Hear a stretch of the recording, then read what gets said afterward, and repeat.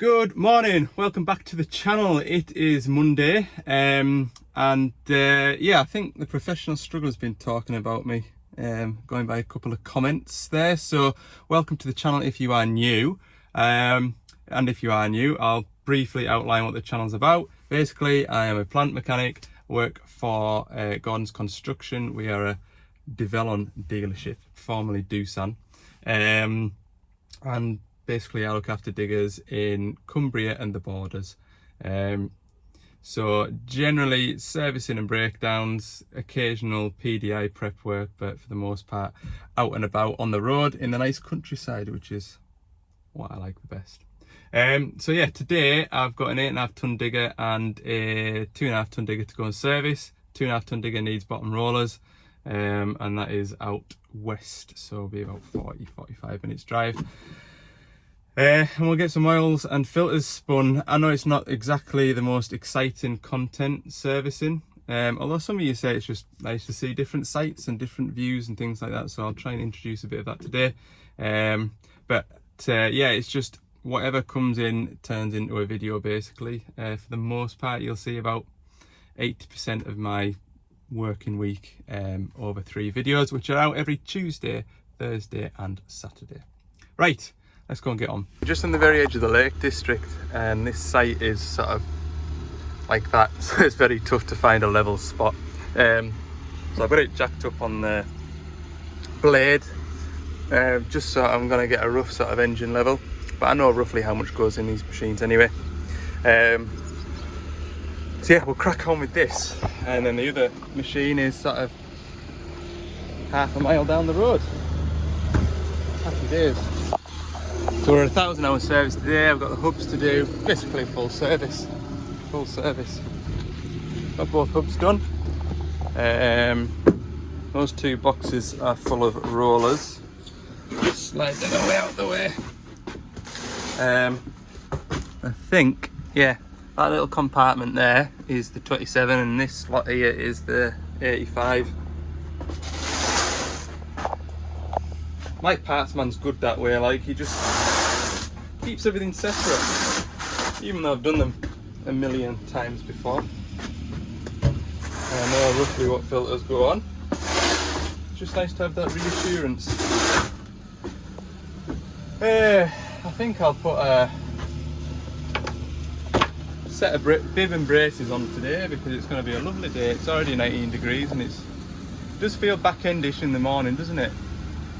With a real heavy dew on the morning at the minute. But no, it should get out to be a nice day. So I noticed when I was setting the machine up, and I know if you've driven an 8.5 DX85, you will say, oh well, they are just really jerky, but there are things you can do to kind of make them a bit more controllable, and I think I'm going to give this one a little bit of a tweak because it wasn't nice, like it was like sitting on a rocking horse. So I'll give it a little bit of a tune up when I've finished. That's the engine oil out. I'm just chatting to a fella there about another digger. I'm just going to drain these final drive oils now. Yeah, if you're new to the channel, I always change the final drives on every service. In the buckets every 1,000 hours. Just for what it takes to drain the oil. I just add it onto the normal service because that final drive oil won't pack in. The final drive won't pack in here where it's handy. It'll pack in around the back of that house where you can't get anything next to it. Or in the forestry, it'll pack in away up a hill. So, preventative maintenance. Right, we'll get all these dug out.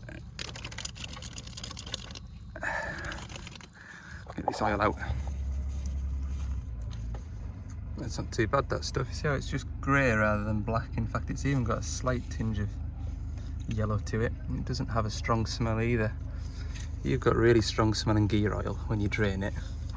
It's probably been a bit overdue because that strong smell is essentially it's had a bit too much heat about it. I'll just crack that level off now. Love this flexi head 1/2 inch ratchet for doing this job. Just makes it so much easier, quicker. Okay, we're going to do the same on the other side. Engine oil's finished draining. I'm just going to replace the air filters here. The original ones on the machine there weren't too bad. Just nice to see. So whether they've been sort of periodically cleaning them out, I don't know. But yeah, it's nice to see that all this wasn't choked up and full of stuff.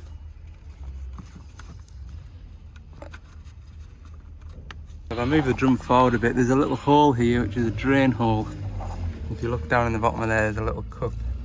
When I take that engine oil filter off it, I would say 80% of the oil goes into that little cup and reduces the mess. I'm sure in the early machines didn't have that, and what a job you had cleaning out the engine bay once you changed it. So anyway, drain that off. Let it drain like that, and it should. Yeah, it's all going in there. Good. Okay, next filter I'll change is this first filter, which is your water separator filter. This is coming straight from the tank through here into the electric lift pump up to here, which is your main fuel filter, and onto the high pressure fuel pump. I remove it, so I just clip both the hoses off, remove the whole filter assembly, just because it makes less mess basically. And you've got like a wire, I'll show you in a minute, but you've got a wire that dangles off the bottom of this ball, which is your water and fuel sensor. And when you spin that body down there in that area, eventually the wire just snaps, and then it's a pain in the backside. So I just take it all off. You can see on the bottom here the wire that I was telling you about. And generally when the wire snaps, it snaps flush with the base there. It's a pain. You can see there's a bit of grit and muck in there. It really isn't the worst one I've seen. Filter itself is a bit dark looking, but again, not the worst one I've ever seen. So yeah, like I said, it just saves the mess in there by taking 2 bolts and 2 pipes off. On top of that filter, the muck that I got out of, or the sort of muck that I got out of that filter housing, it's all nice and clean now. I just use my portable pressure washer. Can't beat a bit of brake cleaner. In fact, you can see the splashback on it. That's from the bottom of that filter housing. Get the new one, nice and clean. Stick him in there the right way up, and then pop that on. The primary fuel filter, there's nothing really special to say about this one other than I put a rag underneath it there just to catch any runoff. At the very end I'll show you how I prime the machine up, because obviously there's no hand pump on this one. I noticed as well when I was setting everything up that there was a bit of a squeal when you went from idle up to a high RPM, just briefly, and that's this fan belt in here. It's not too loose, but they quite often need adjusting. There's no adjustment on or adjuster on it. All you do is slacken the 12mm bolt there, put your pry bar in here, just give it a little tweak. So that's what I'm going to do just now, just give it a little nip up while I remember. So I'm almost finishing the engine bay now. All I need to do is put engine oil in it, and I can shut the lid, and we need to go and ratch out the pilot filter, which you might be able to see is just in there. There's a cover between the cab and the bonnet that we take off to get at that, but I'm going to put 12 litres of engine oil in here now. Absolute perfection. Of course, it was typical. I had sort of a half-used drum on the van, and I knew it was going to be close, and sure enough it was about 15mm short of the top mark. So I've had to crack open a new drum just to top it off with. But anyway, we use we won't use the rest of it, but we'll use a bit more of that drum on the next service. What else am I going to tell you? Oh, devised a new way so I don't forget I've got empty drums. Empty ones sit that way around, full ones sit that way around. Empty, full, full, full, full. That way, at a glance, I'll be able to tell which is full and which is empty, and I can replace them. Will I remember to do that? Hopefully. Right. Shut this lid. I'm going to go and tackle the pilot filter, and my parts man has sent two. He's only going to get one of them. There must be like a change in filters around this serial number range, because it's either one or the other. That would be what I call the old type, the one that I don't use very regularly, and that is the new type, which is on most machines now, 241. We'll take these rubber caps off here. Try and do it with a clean boiler suit on, but in the winter time it's very difficult. Take these bolts out now. So there it is. This isn't too messy, this one, because the filter sits higher than the level in the tank, so you don't really make that much mess. But I'll just pop that under there, because what I'll do is I'll unscrew it, tip it out, drop the filter down into there and put the new one on. Hopefully it's got a 24mm nut at the bottom of it, which you take off, which is always tight. That's not too bad. It's a ratchet job so far, and then all of a sudden it's just finger tight. Sometimes on the case, and it tells you what the part number of the pilot filter is inside, but I don't think, yeah, this one doesn't, so it's going to be a surprise. So I recognise it to be this one. That one is just slightly narrower in its body, and it just looks different, is what I'll tell you. I'll show you, look. See the difference? It's narrow in its body and it's slightly longer. So that tends to be early -3 and LC models. Finally, the hydraulic return filter is under this one, and now's a good chance, obviously, when you've got the lid off, to top the hydraulic oil up if it's needed, but I've already checked it and the oil level's spot on, so I'm going to replace this filter here. So a bit of a two-handed job, because there's quite a strong spring under there that pops up, so I'll just need my other hand in a minute, my shadow. So that's the spring I was telling you about. And another thing I'll add is these tanks aren't pressurised on the 85s. So that breather there is just a breather, it's not got any valves in it. And the bigger machines, the 14 tonne and up, they're all pressurised tanks, so it's always a good idea to sort of equalise the pressure in the tank before you take this ring of bolts off, because otherwise you end up flooding the area with hydraulic oil. Finally, we go back into the engine bay to bleed up the system, so I've just put those pipe clamps on there for now. I'll turn the ignition on. And that will allow this little electric lift pump to start pumping away. Yep, that's pumping. Well, it's making a vibrating noise, it doesn't necessarily mean it's pumping. And what I need to do is take that off, that spring clip off there, take that pipe off, that's going in the high pressure fuel pump, and run it into here until I've got fuel, and clamp off the pipe again and refit it. Hang on, it takes a minute or two, but it does eventually run out. To know it's coming, I just put my finger over the end of it for a minute or two, and then there we go. That's it, bled up. So now what I need to do, put my pipe clamp back on, stop that fuel, there we go, pop him back onto here.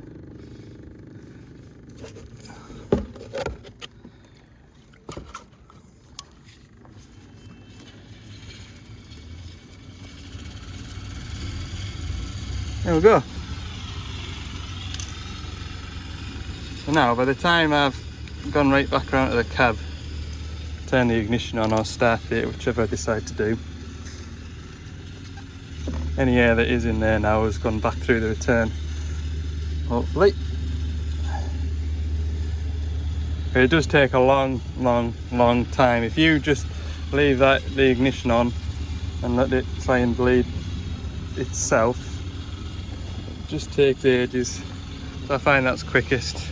This is my oil pumping setup for final drives. I've done that side. Is that going to be about 2.5 litres? Which is essentially just how it runs out of there. Nearly there. Right, I've just reset the oil and filter information. That's it all done. This is all in the operator menu, by the way. There's no secret menus to it or anything. User menu, look. There, you can't see that at all, can you? Because of the sunshine. I'll do some adjustments. If you're new to the channel, you'll never see me adjusting the machine. As in, adjusting main relief pressures and pump settings and things like that. All because I don't want the wrong person that is going to decide to tweak the machine that may or may not be theirs and make life difficult for somebody like me to come along and put it back to where it should be. Because you can do a lot of damage if you don't know what you're doing. So that's one of my rules. Really hot. Really hot. The next one I'm going to service in the shade. As nice as it is to have some sunshine, because we've had a rubbish, I think anyway, rubbish summer. Yeah, it's too hot now. I'm not joking here, I've made the tiniest adjustment. What I noticed when I was tracking, particularly back the way, it was sort of like on off, and it was sort of making you do that, which wasn't pleasant. So much nicer now.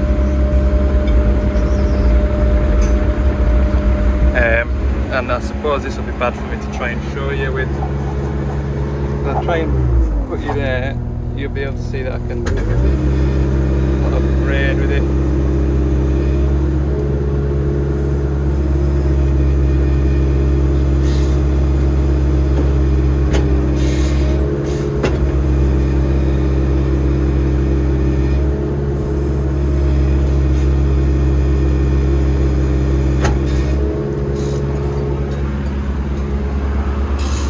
Before I made that adjustment, at the very far reach, you found that it was doing a lot of that. And honestly, the slightest adjustment has just made a bit of a difference, I think. So, right, we'll pack up and go to the next one. Okay, so I'm only, like I said, I don't even think it'd be half a mile away from my other digger. So I'm making an exception. Oh, I've left me overalls on lock for driving. Try and keep the van as clean as I can in here, but it seems a bit of effort like to just go around the corner. So anyway, right, I don't find these 27, I like these 27s, I'll show you. What a lovely little machine these are. Honestly, that is, oh, if I could get, because they still hold the money really well, these little diggers. I mean, really well. If I could get a knackered old one of them, like, I mean, ex-plant hire, used and abused one, for reasonable money, I would buy one of them. I've got a couple of odd jobs I'm wanting to do with a digger, and then I'll give it a bit tidy up and punt it on again. Oh, honestly, the controls in them are just lovely. I mean, I just warmed it up there because it's been sat, and you can just, oh, you could thread a needle with it. Lovely hydraulics on it. Plenty of power as well. How many hours has this got on it? 3,562. Which is a lot for a little digger, I suppose, isn't it? But guarantee you now, this one would still be out of my budget. got a leak on here. Yeah, that's a common problem, look. That there is a common problem. See how this gasket's squeezed out of here? It's probably because these are over tightened and it's squeezed the gasket out.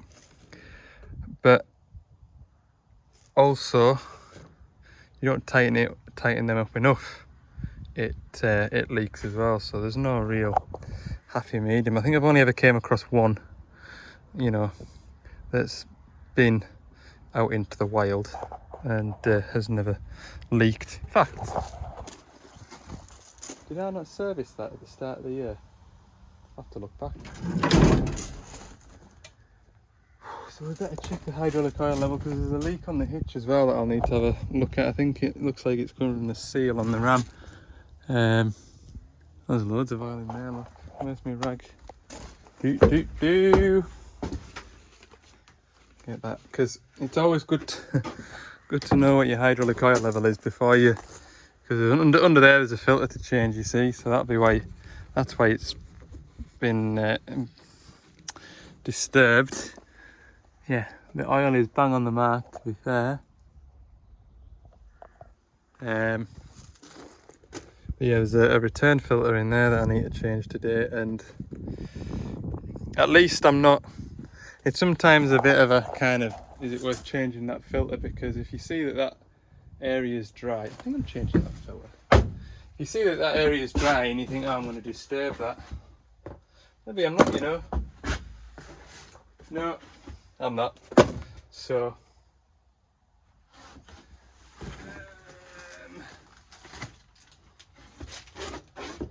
oh no, that's really annoying.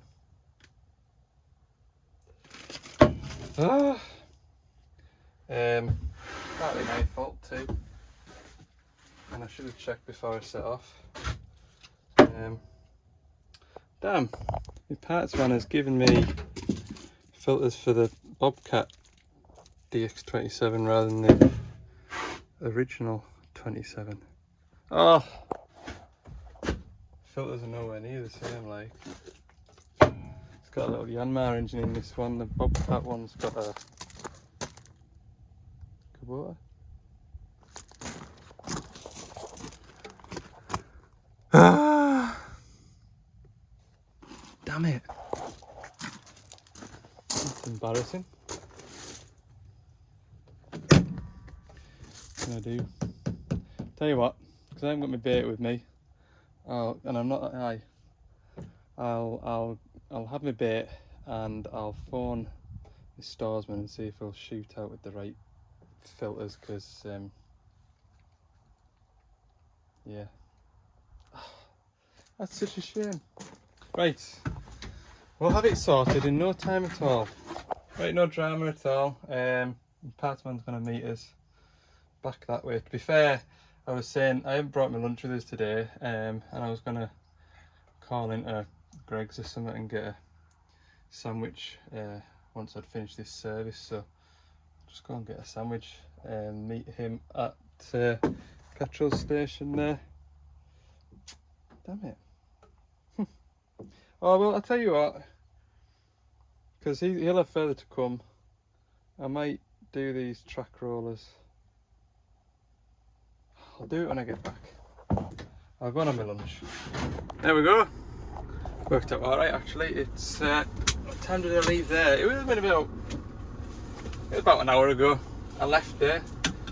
So I've had my lunch, I've got the parts now, and I'll head back over there. I'm only 15 minutes away, like, so I will go and service this digger at last. Mistakes happen. These things happen. You just need to know how to deal with the mistakes. Right, let's go. Tell you what as well, if you don't make your sandwiches of a morning, it costs you a small fortune, doesn't it? I remember when a Subway, foot-long Subway cost about £4, £4.50. That was nearly £8, that one. And all it was a bit of ham, bit of salami, bit of lettuce, bit of tomato. Hey man. Anyway, just serves us right for not making me sandwiches. Okay, I'll get on with this then, won't I? Oh, these are really clarty, aren't they? Right. Hang on now. So yeah, the only negative thing about these DX27s is that sump bung. I don't know if you can see it. Sump bung basically points up out the way into the engine bay, and it is a bit clarty, so because it just goes, it's like the belly plate basically acts like a big splash plate and it just goes everywhere. So I'll need two hands, because what I'll try and do is sort of scoop it in with the cardboard, you know, and just sort of make it, try and angle it into this drum down here. So yeah, I forgot about that, but it's a bit cloudy this bit. I'm sure I've mentioned this before, but I definitely wouldn't service one of these on somebody's block paving driveway, because it's very, very difficult not to spill oil. Some machines I could service and not leave a trace, but yeah, this machine is a different kettle of fish. So nothing really remarkable about the engine oil filter or the main fuel filter. I've just got this water separator filter off for the same reason as the 85. Makes less mess if I do it off the machine rather than on the machine. So I'll just change this out. I remember when I was, when I was taking this off, it reminded us of the Struggler. He was on with one of these filter heads, wasn't he? And this bit here was blocked up. And when he was at it, I was like, pull that tap out, have a look at that tap, it'll be in that tap. So before I started the service, I did set the travel motors up, and as a rule I do change the travel motors every 500 hours. Like I say, it's normally 1,000 hours. Normally the mini diggers aren't too bad, but I'll just, because I never serviced it last time, and I don't know if I serviced it the time before that, but I'll just take the top bung out and just give it a smell, give it the smell test. Why? This smell's gonna linger in my van for a few days, I can tell you that much. I'll show you as it's coming out in a sec. Look at the colour of that. Black. Absolutely done that stuff. And the smell that's coming off it too. Whew. Seems quite loose as well, doesn't it, for gear oil, so it wasn't, you know. Sometimes when you see it running out like that, you think, oh no, we've got a seal in the back of the hydraulic motor gone, but it's just got a different consistency again when it's got hydraulic oil in it. Lovely. I'm sure the other side will be just as nice. So once the machines get down to a certain size, that isn't ideal for filling the final drives back up. So I've got this, it's an old battery acid bottle, believe it or not, but it's quite flexible, you know, it's like a baby's bottle almost. Anyway, they're really good to refill. Really good to refill these little hubs. So you can see how much I've got in it. We'll see how much goes into this hub, and I don't even think it'll be half a litre. Pop that in there and just gently squeeze it, and it goes in a treat. It's a bit more tedious in the winter. There we go. I had it filled to that line there. It's down to there now, so all I'll do is I'll fill it back up to that line, put it in that side. There we go. It does take a bit longer than pumping it in, but it'll be well worth it, because that's nice new oil in there now, and it isn't gonna, that travel motor isn't gonna go flying to bits inside. So everybody's a winner. Okay, we'll get it kindled up. I've got to bleed the fuel through, but that is the exact same process as the 8.5 that I did earlier this morning. And I've got that roller and that roller to replace. Same on the other side. There's a big helicopter somewhere. I'm gonna see it. Oh. There, look at the size of that beast. Ooh. I've got all this cleaned out as best I can. So I'll work the machine. I brake cleaned it like so everything's dry in there. You can see the oil on the back of the back pin of the bucket there. See how that's wet and that one isn't. I don't know how much of a leak it's got or whether it's the remains of an old pipe, but can't see anything wrong with that rod on the ram. So I'll just work the hitch a couple of times, won't I? There we go. That pipe there. Or even further up. That seal. So I'll get this pipe off now. I've got it off and that pipe's loose, but I'm going to take it off and just check that bonded seal as well. I would have thought 1/8 VSP would have been a better idea in here, because that is literally all you've got to work with in here. That, and you can't even get it another flat to get it, so no wonder everything's loose. Yeah, there is a 1/8 VSP thread inside there. On that side it's 1/8 VSP, and then it's an adapter to 1/4. So really it wants to be 1/8 pipe with an adapter up here. Because I got it just to nip with a spanner, and you can see there, yep, the mark on it. I've just chopped it gently with a chisel, just because I wasn't too sure how much of a nip I'd got on it. Right, yeah, I'll put this hitch back together now and do these rollers. This is my shade that I'm working in here. I've been stood in that sunshine doing that. My forehead's baking. So, track rollers at last. This one, knackered.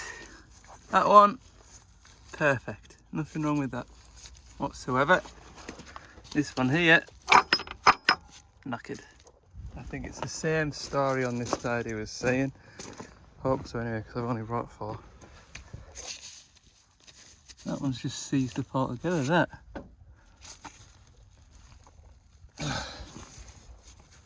Perfect, that one. Well, the middle one's perfect. And that one, knackered. Because you'd imagine, you know, when you're going over things, that one will test. I would have thought that one would take the most brunt, but anyway, don't really matter, don't really care. 20, 30, yeah, 30 mil on an impact gun, buzz either side. I need to, yes, I'm just thinking out loud, but these track adjusters are a bit of a pain to undo. You've only got that space there. Anyway, get on with this before it eventually creeps all the way down to the floor. Just thought I should film this rather than go, there's the old knackered track rollers, ta-da! There's the new track rollers. That's absolutely knackered. There's the new ones.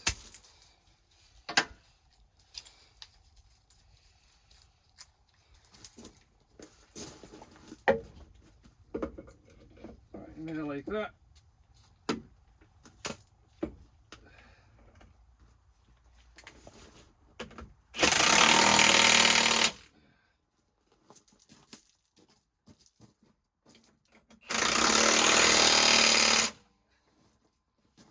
That's so good. It's not often I use the 1/2 inch one, is it?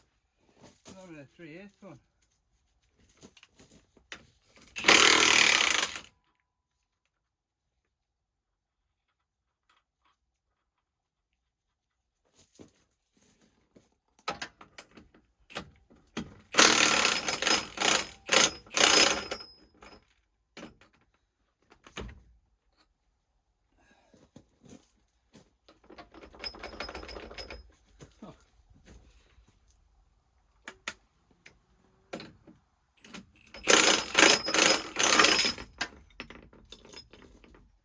There we go.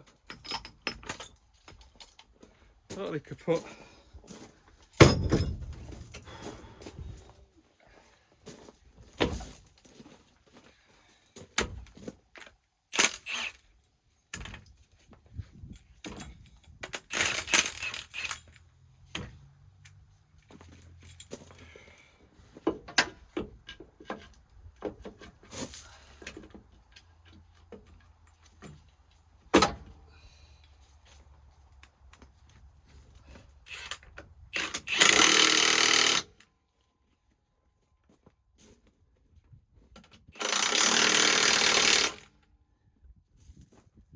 Right, don't trust the gun, actually physically feel how tight you've got them.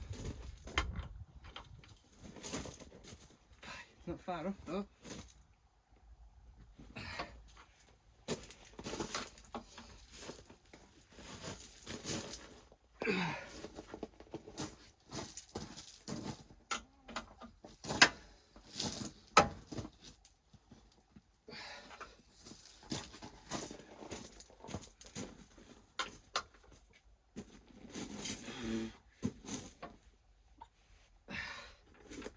That's tight enough. Right. Tightening the tracker just as easy than loosening it, because you can get at it under here like this. Oh, I'm in the way, look.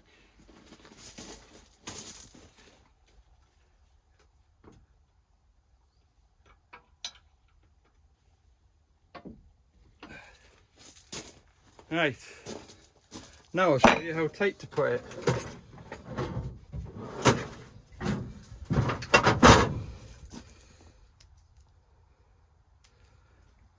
Typical. I think this is empty. Maybe not. I'll give it a go. So I was always told with rubber tracks, see the rib here, and then you've got the cleats that'll sit on the inside of it. The cleats should be inside of here, but not touching. There's still a little bit of sag in the track, a tiny bit, and that's right tension, or so I was told. Over tighten the track and it won't last very long, or as long.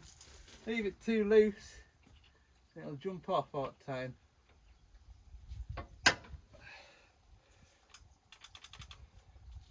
Another thing you need, top tip, battery. Full of wise words today.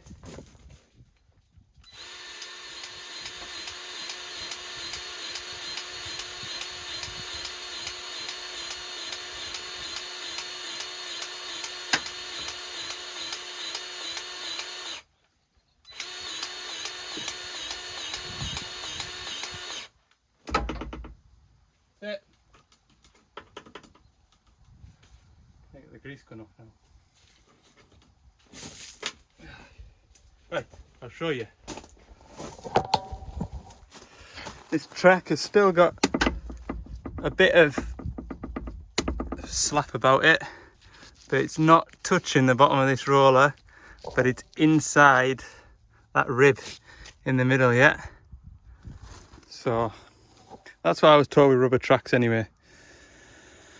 Yeah, so same process on that side now. I finished the service, I was just tracking it to park it back up where I got it from. And I thought it's a bit rattly, this thing. Notice that that's rattled its way out of there. That would have been annoying, wouldn't it, if it was above your head. And what a clatter you'd get if that bolt came out of there. Oh! Anyway, couldn't decide what size it was, so just use this instead. Right, I'll probably need two hands in a sec because this needs to go into a sleeve. But maybe use that doing it or not. Yeah, it looks like it has done. Right, I just need to nip this up then. That's better. Oh. Right, yeah, I need two hands to shut this window. Said it before and I'll say it again, that is a lovely little digger, that. Just had to play with it there just to make sure that everything's working as it should and everything feels smooth and there's no nasty noises. I just literally, all I did was just sort of level the front of that heap of road planings up. But it's just so effortless to pull a level grade. Everything is just feels in time with each other. That'll make anyone look like a digger driver, that little digger, I tell you. Lovely little thing. Right. I haven't got much more else to add to that really. It's 4 o'clock. About 40-45 minutes to get back through to Carlisle, by which time I might as well spend the extra 5 minutes and just go straight home. Tomorrow, I think, I've not heard, but then my works phone's in the front of the van. Might be going to go and look at a job with my boss, so I don't know what all there'll be to see tomorrow. So yeah, but there'll be another video, don't you worry. Look out on Thursday, there'll be another video. Right, thanks for watching, and see you in the next one.